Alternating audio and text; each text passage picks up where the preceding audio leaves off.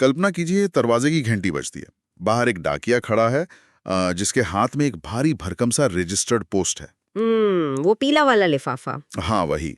और जब उस लिफाफे को खोला जाता है ना, हम्म। तो अंदर से एक कानूनी नोटिस निकलता है। उस नोटिस में दावों की एक ऐसी लंबी चौड़ी सूची होती है जिसे देखकर मतलब सच बताऊं तो किसी के भी पसीने छूट जाएं। बिल्कुल, वो पन्ने पलटते जाओ और सूची खत्म ही नहीं होते। सही कहा। 30-40 लाख रुपए के गहने, नकद, महंगी घड़ियां और घर के छोटे बड़े सामान का पूरा ब्यौरा, जिसे वैवाहिक विवाद के दौरान स्त्रीधन या दहेज के रूप में दिए जाने का दावा किया गया होता है। अब आमतौर पर ऐसी स्थिति में जो पहली प्रतिक्रिया होती है वो घबराहट की होती है। हाँ, दिल की धड़कन तो तेज होगी। मतलब मन में यही ख्याल आता है कि इतने बड़े दावों का सामना कैसे किया जाएगा। रातों की नींद उड़ जाती है। देखिए, ये एक बहुत ही स्वाभाविक मानवीय प्रतिक्रिया है। जब कागजों का वो डरावना पहाड़ सामने आता है ना, तो अक्सर इंसान कानूनी बारीकियों को भूल जाता है। वो सिर्फ उस भारी भरकम रकम को देखता है। बिल्कुल, दावों की लंबाई देखकर ही बचाव पक्ष मानसिक रूप से हार मान लेता है। मतलब ऐसा लगता है कि जितनी लंबी सूची होगी, विरोधी पक्ष का केस उतना ही मजबूत होगा। ये एक तरह का मनोवैज्ञानिक दबाव बनाने का बहुत पुराना तरीका है। लेकिन आज हम जिन दस्तावेजों, कानूनी रणनीतियों और मनोवैज्ञानिक पहलुओं का विश्लेषण कर रहे हैं, वे इस डर को पूरी तरह से पलट देते हैं। इस गहन चर्चा का मिशन यही समझना है कि कैसे ये कागजों का पहाड़ असल में बचाव पक्ष के लिए सुरागों का एक बहुत बड़ा खजाना हो सकता है। खजाना, ये शब्द बिल्कुल सटीक है। हाँ, जब पारिवारिक विवादों में ऐसी बढ़ा चढ़ाकर पेश की गई सूचियां आती हैं, तो केवल भावनाओं में बहने के बजाय मनोविज्ञान और इंडियन एविडेंस एक्ट यानी भारतीय साक्ष्य अधिनियम का उपयोग किया जा सकता है। और उन्हीं के जरिए उन दावों की सच्चाई की गहराई तक जाया जा सकता है। क्योंकि मैं हमेशा कहती हूँ, न्याय व्यवस्था और अदालत का कमरा भावनाओं से नहीं चलता। वहां आंसू या सहानुभूति काम नहीं आती। एकदम सही। वहां आंसू, डर या सहानुभूति के आधार पर फैसले नहीं होते। वहां सिर्फ तथ्य, सबूत और जिरा, जिसे हम कानूनी भाषा में क्रॉस एग्जामिनेशन कहते हैं, वही मामले की दिशा तय करते हैं। जो दावों की लंबी सूची शुरुआत में एक हथियार लगती है ना, वास्तव में वो शिकायतकर्ता के लिए एक बहुत बड़ा मनोवैज्ञानिक जाल बन सकती है। रणनीति सिर्फ यह जानने की है कि सही समय पर सही सवाल कैसे पूछा जाए। ठीक है, आइए इसे थोड़ा विस्तार से समझते हैं। ये स्थिति मुझे बिल्कुल ताश के महल मतलब हाउस ऑफ कार्ड्स की तरह लगती है। अक्सर ऐसा लगता है कि क्या सच में दावों की इतनी लंबी सूची बचाव पक्ष के लिए एक ढाल बन सकती है? बिल्कुल बन सकती है। क्योंकि एक आम इंसान इतनी बड़ी सूची देख के ही हथियार डाल देता है। जी। लेकिन ताश के महल की खासियत यह है कि आपको पूरा महल एक साथ गिराने की जरूरत नहीं होती। आपको बस सही पत्ता खोजना होता है। हाँ, अगर नीचे से 1 या 2 पत्ते खींच लिए जाएं तो पूरा ढांचा अपने आप ढह जाता है। यही वो मनोवैज्ञानिक विरोधाभास है जिसे समझना सबसे जरूरी है। देखिए, सूची जितनी लंबी होगी ना, उसमें झूठ पकड़ने के मौके उतने ही ज्यादा होंगे। मतलब ज्यादा झूठ तो ज्यादा गलतियां। बिल्कुल। कानूनी भाषा में इसे ऐसे समझा जा सकता है कि अगर क्रॉस एग्जामिनेशन के दौरान उस लंबी सूची के कुछ छोटे हिस्सों को भी पूरी तरह से झूठा साबित कर दिया जाए, तो पूरी सूची की विश्वसनीयता ही संदेह के घेरे में आ जाती है। अच्छा। अदालत ये मानकर चलती है कि अगर एक गवाह अपनी सूची के एक हिस्से में साफ तौर पर झूठ बोल रहा है, तो उसके बाकी दावों पर भी बिना ठोस सबूत के भरोसा नहीं किया जा सकता। एक पुरानी कहावत भी है शायद इससे जुड़ी हुई। हाँ, फॉल्सेस इन ऊनो फॉल्सेस इन ओमनिबस। मतलब जो एक बात में झूठा है वो सब में झूठा हो सकता है। ये सिद्धांत यही लागू होता है। तो उस ताश के महल से पहला पत्ता खींचने की शुरुआत कहाँ से होनी चाहिए? क्या सीधे सामान पर सवाल पूछना शुरू कर देना चाहिए कि पहला सोने की चेन कहाँ है, या वो नकद कब दिया गया? नहीं नहीं, ज़रा की शुरुआत सामान से नहीं, बल्कि उस सूची के जन्म से होनी चाहिए। जन्म से? मतलब सबसे पहले उस सूची की नींव पर प्रहार किया जाता है। वकील को सीधे तौर पर यह सवाल पूछना चाहिए कि ये सूची किसने टाइप की, या फिर ये सूची कहाँ बैठकर लिखी गई। अरे वाह, ये तो बहुत बुनियादी बात है। हाँ, और अक्सर गवाह अदालत के दबाव में या यूं कहें कि अनजाने में सच बोल जाते हैं कि ये सूची तो वकील साहब के ऑफिस में उनके मुंशी ने टाइप की थी। ये एक बहुत ही दिलचस्प मोड़ है। इसका मतलब ये है कि अगर गवाह ये मान ले कि सूची वकील के ऑफिस में बैठकर तैयार की गई है और उसने सिर्फ उस पर हस्ताक्षर किए हैं, तो वो अपनी ही याददाश्त को दरकिनार कर देता है। बिल्कुल। जैसे ही गवाह ये स्वीकार करता है कि ड्राफ्टिंग में उसका सीधा योगदान नहीं था, वो एक मनोवैज्ञानिक जाल में फंस जाता है। वो अपने ही केस से अनजान साबित होने लगता है। अदालत को लगता होगा कि ये तो इसकी कहानी है ही नहीं। एकदम सही। अदालत के सामने ये तस्वीर उभरती है कि ये लंबी चौड़ी सूची गवाह की खुद की याददाश्त का हिस्सा नहीं है। ये तो बस कानूनी प्रक्रिया को भारी बनाने के लिए गढ़ी गई एक कहानी है। गवाह केवल एक हस्ताक्षरकर्ता बन के रह जाता है। और ये बचाव पक्ष के लिए एक बहुत बड़ी जीत है। ये तो बहुत ही रणनीतिक कदम है। मतलब सामान तक पहुंचे बिना ही उस कागज की प्रामाणिकता को संदिग्ध बना दिया गया। लेकिन मान लीजिए गवाह बहुत सतर्क है। आजकल होते भी हैं लोग सतर्क। हाँ, वो कहता नहीं जी, ये सूची मैंने खुद बनाई है, अपने हाथों से लिखी है और मुझे सब याद है।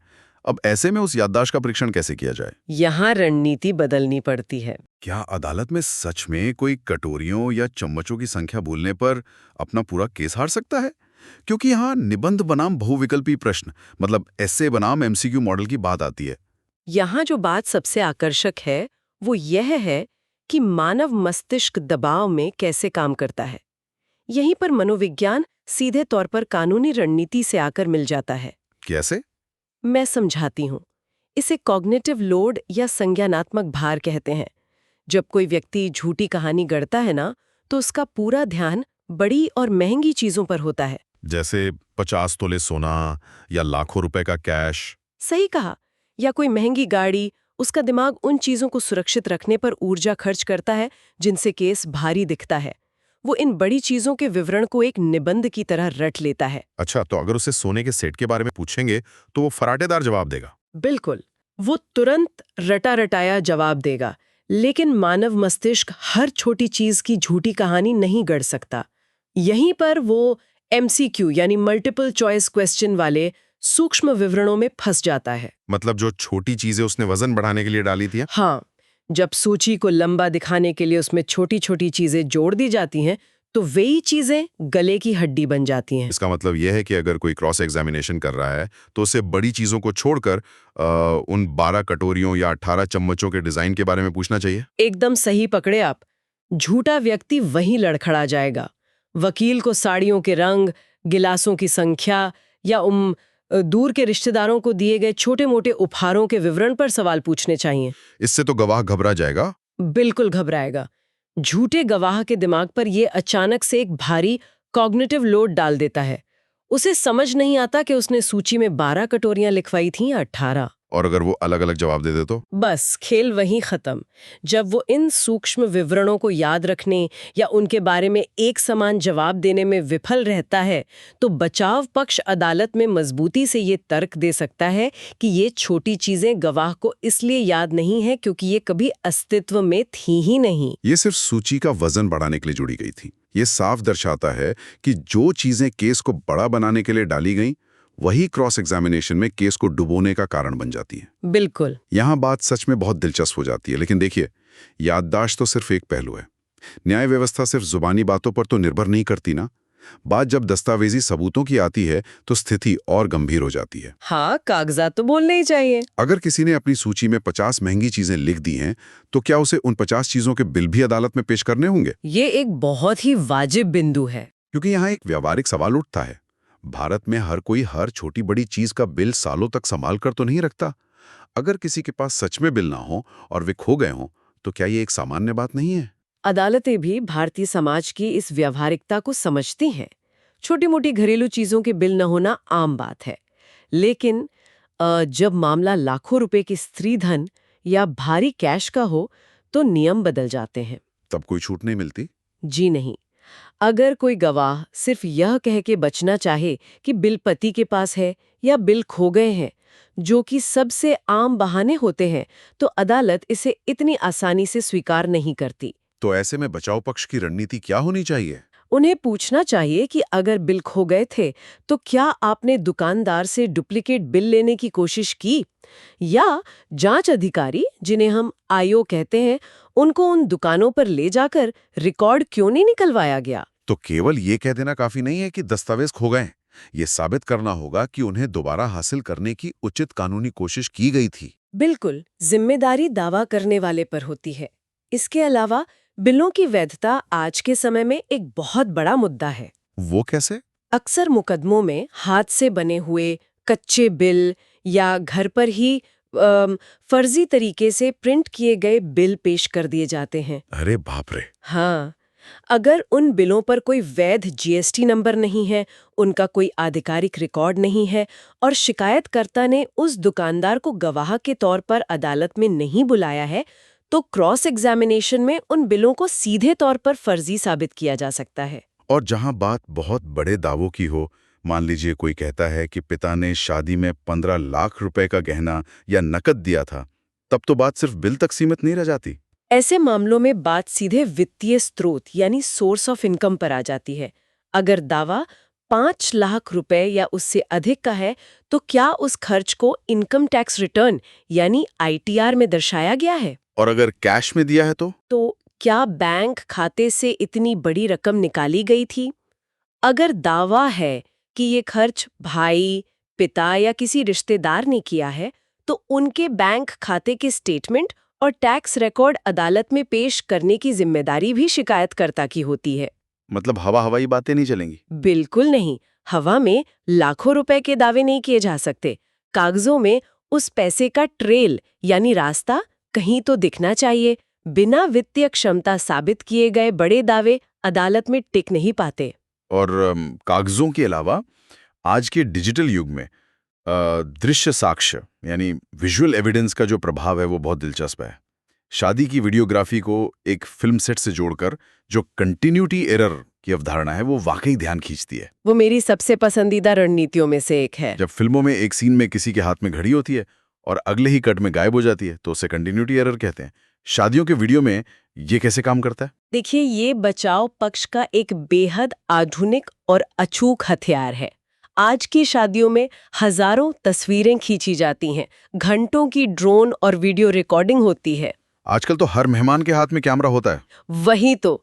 अब अगर सोची में ये दावा किया गया है कि लड़की को 10 तोले का एक बहुत भारी सोने का हार दिया गया था या स्टेज पर कोई बड़ा फर्नीचर भेंट किया गया था, तो वो सामान उस पूरे आयोजन की हजारों तस्वीरों या घंटों के वीडियो में कहीं तो नजर आना चाहिए ना। इसका अर्थ है कि अगर दावा लाखों के स्त्रीधन का है लेकिन वो पूरा का पूरा सामान विजुअल एविडेंस में पूरी तरह से अनुपस्थित है तो वो एक बड़ा कंटिन्यूटी एरर है। सटीक विश्लेषण। तस्वीरें झूठ नहीं बोलती। अगर इतना भारी भरकम सामान दिया गया था और वो किसी भी कैमरे में कैद नहीं हुआ, तो ये इस बात का बहुत मजबूत सबूत बन जाता है कि वो सामान कभी खरीदा या दिया ही नहीं गया था। दृश्य साक्ष्य लौकिक दावों को पूरी तरह से खारिज कर सकते हैं। बिल्कुल कर सकते हैं। तो इस सब का क्या मतलब है? याददाश्त का परीक्षण हो गया, बिलों की वैधता जांची गई, जीएसटी चेक हो गया और शादी की रिकॉर्डिंग भी छान मारी गई। लेकिन एक बहुत ही बुनियादी सवाल किसी के भी मन में आ सकता है। पूछिए। जब सब कुछ इतना स्पष्ट है तो अदालत में खड़े होकर सिर्फ एक बार ये कहना काफी क्यों नहीं है कि जज साहब ये पूरी की पूरी सूची ही झूठी है? हर एक चम्मच, हर एक कटोरी और हर एक गहने को अलग अलग नकारने की क्या जरूरत है? ये प्रक्रिया बहुत ही उबाऊ और लंबी प्रतीत होती है। ये एक महत्वपूर्ण सवाल खड़ा करता है और मैं आपको बताऊं, यहीं पर कई लोग, बल्कि कई बार नए वकील भी सबसे बड़ी कानूनी गलती कर बैठते हैं। ऐसा क्यों? ये प्रक्रिया उबाऊ जरूर लग सकती है, लेकिन ये कानूनी रूप से अनिवार्य है। इसे सिस्टमैटिक डिनायल या व्यवस्थित निषेध कहा जाता है। इस सिस्टमैटिक डिनायल के पीछे का कानूनी तर्क क्या है? एविडेंस एक्ट के तहत जिरहे का एक कड़ा सिद्धांत है। जो चुनौती नहीं दिया गया वो स्वीकार कर लिया गया माना जाता है। अच्छा, मतलब अगर मैंने मना नहीं किया तो अदालत मानेगी कि मैंने हाँ कर दी? बिल्कुल। अगर सूची में 100 वस्तुएं हैं तो बचाव पक्ष के वकील को उन 100 वस्तुओं को क्रॉस एग्जामिनेशन में एक एक करके नकारना होगा। वकील को बाकायदा ये सुझाव देना होता है कि मेरा सुझाव है कि ये वस्तु कभी नहीं दी गई। और अगर वो एक भूल गया तो? वही सबसे बड़ा खतरा है। अगर 99 चीजों को नकारा गया और गलती से किसी एक वस्तु के बारे में पूछना या उसे नकारना छूट गया, तो अदालत कानूनी तौर पर यह मान लेगी कि उस एक वस्तु के दिए जाने के दावे को बचाव पक्ष ने स्वीकार कर लिया। बाप रे, ये तो एक तरह का बहुत बारीक कानूनी फंदा है। क्रॉस एग्जामिनेशन में चुप्पी का मतलब सहमति मान लिया जाता है। यही इस पूरी प्रक्रिया का सबसे नाजुक हिस्सा है, इसलिए दृष्टिकोण बहुत स्पष्ट होना चाहिए। यदि सामने वाले ने कोई बिल पेश किया है तो उसे जिरह के जरिए फर्जी साबित करने का प्रयास होना चाहिए। और यदि कोई बिल नहीं है तो उस वस्तु के अस्तित्व को ही पूरी तरह से नकार देना चाहिए। इसके साथ ही यह साबित करना भी उतना ही जरूरी है कि जो सामान मांगा जा रहा है क्या वो कानूनी रूप से स्त्री धन की श्रेणी में आता भी है या नहीं। ये एक बहुत ही महत्वपूर्ण बिंदु है, क्योंकि अक्सर हर दी गई चीज को स्त्रीधन मान लेने की भूल कर ली जाती है। लोग सोचते हैं शादी में जो मिला सब स्त्री धन है। लेकिन कानूनी परिभाषाएं इससे अलग है ना। बिल्कुल अलग हैं। हिंदू मैरिज एक्ट 1955 और डॉरी प्रोहिबिशन एक्ट 1961 के तहत स्त्री धन केवल वह संपत्ति, गहने या पैसा है जो महिला को शादी से पहले, शादी के समय या शादी के बाद विशेष रूप से उसके उपहार या मालिकाना हक के रूप में मिले। इसमें कोई अपवाद भी है? एक बहुत बड़ा कानूनी अपवाद है जिसे फैमिली यूज या पारिवारिक उपयोग कहा जाता है। इसका मतलब ऐसे उपहार जो किसी एक व्यक्ति के लिए नहीं बल्कि पूरे परिवार के लिए होते हैं, जैसे फ्रिज, टीवी, सोफा या डाइनिंग टेबल है ना। ज़िरह के दौरान ये सवाल अनिवार्य रूप से पूछा जाना चाहिए कि क्या अमुक सामान व्यक्तिगत इस्तेमाल के लिए था या पारिवारिक इस्तेमाल के लिए। और अगर गवाह कह दे कि पारिवारिक था, अगर गवाह ये मान ले कि वो एक फैमिली गिफ्ट था तो वो वस्तु स्वतः ही स्त्रीधन के दावों की सूची से बाहर हो जाती है और उस पर आपराधिक विश्वासघात का मामला नहीं बनता। अब जब हम बचाव की रणनीतियों और कानूनी मिसालों की ओर बढ़ते हैं तो कुछ व्यावहारिक चुनौतियां भी सामने आती हैं। जैसे कि देरी से शिकायत करना। हाँ, कई मामलों में एफआईआर महीनों या सालों की देरी से दर्ज कराई जाती है और अक्सर ऐसे मामलों में गवाह के तौर पर केवल लड़की के माता-पिता या करीबी रिश्तेदार ही होते हैं। इन परिस्थितियों को अदालतें कैसे देखती हैं? अगर हम इसे व्यापक कानूनी संदर्भ से जोड़ें तो भारत के सर्वोच्च न्यायालय और विभिन्न उच्च न्यायालयों ने इस विषय पर बहुत स्पष्ट दिशा निर्देश तय किए हैं। कानून में देरी, जिसे डिले कहते हैं, हमेशा संदेह पैदा करती है। अदालत पूछती होगी कि इतने दिन कहाँ थे? बिल्कुल। अगर कोई दावा करता है कि उसका सारा सामान छीन लिया गया और उसे घर से निकाल दिया गया, लेकिन शिकायत 6 महीने बाद की जा रही है, तो अदालत ये सवाल जरूर पूछती है कि इतना समय क्यों लगा। शायद बीच में समझौते की बात चल रही हो। वही, क्या इस दौरान कोई सेटलमेंट या पैसों के लेन देन पर बातचीत चल रही थी?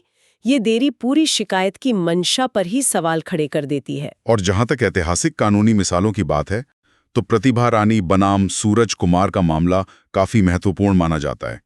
मैंने सुना है इस मामले ने स्त्रीधन और आपराधिक विश्वासघात के बीच की रेखा को बहुत स्पष्ट किया था। प्रतिभा रानी मामला भारतीय न्याय व्यवस्था में एक मील का पत्थर है।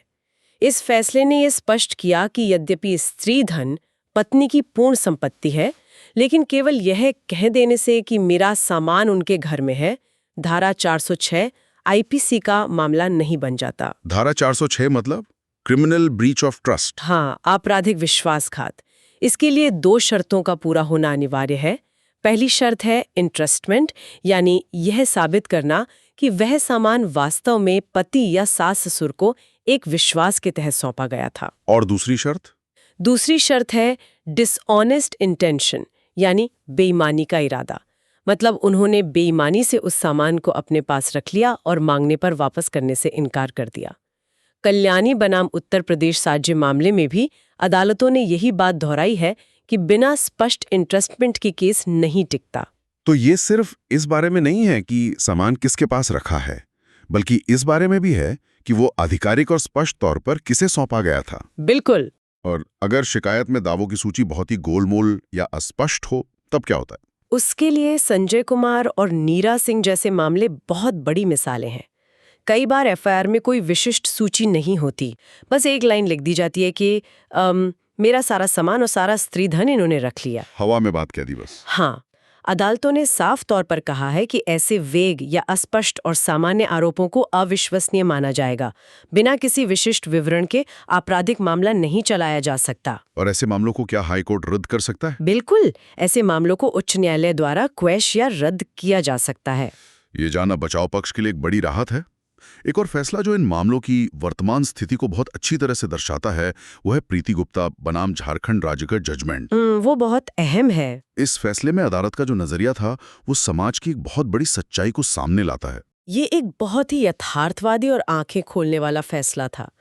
सुप्रीम कोर्ट ने स्वयं यह स्वीकार किया है कि वैवाहिक विवादों में एफआईआर का दुरुपयोग काफी बढ़ गया है। पूरे परिवार को फंसाने की प्रवृत्ति। हाँ, पूरे परिवार को, यहाँ तक कि दूर रहने वाले रिश्तेदारों को भी दबाव बनाने के लिए फंसाने की प्रवृत्ति आम हो गई है। इसलिए अदालतें अब ऐसे मामलों में बहुत सतर्क रहती हैं। मतलब सिर्फ आरोप लगाने से काम नहीं चलेगा। नहीं, केवल आरोपों के आधार पर रिश्तेदारों को मामले में नहीं घसीटा जा सकता जब तक कि उनके खिलाफ कोई ठोस और विशिष्ट सबूत न हो। तो अगर इस पूरी गहन चर्चा का सार निकाला जाए तो तस्वीर बिल्कुल साफ हो जाती है।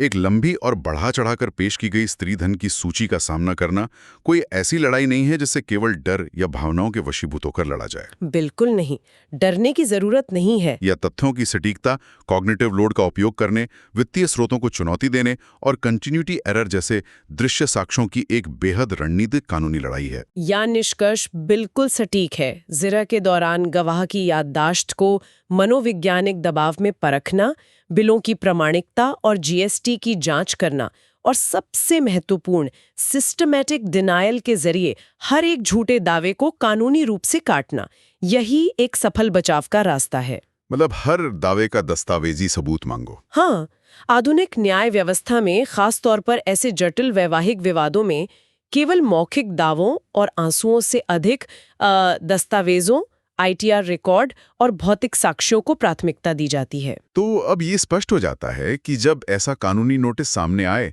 तो वो सिर्फ कागजों का ढेर या खौफ का कारण नहीं है। बिल्कुल नहीं, वो तो एक मौका है। हाँ, बल्कि वो खुद अपने आप में विरोधाभासों और झूठ को पकड़ने का एक ब्लूप्रिंट है। बस इसे सही नजरिए से पढ़ने की जरूरत है। सही कहा आपने। इस चर्चा को समाप्त करते हुए एक विचारोत्तेजक सवाल उभरकर सामने आता है।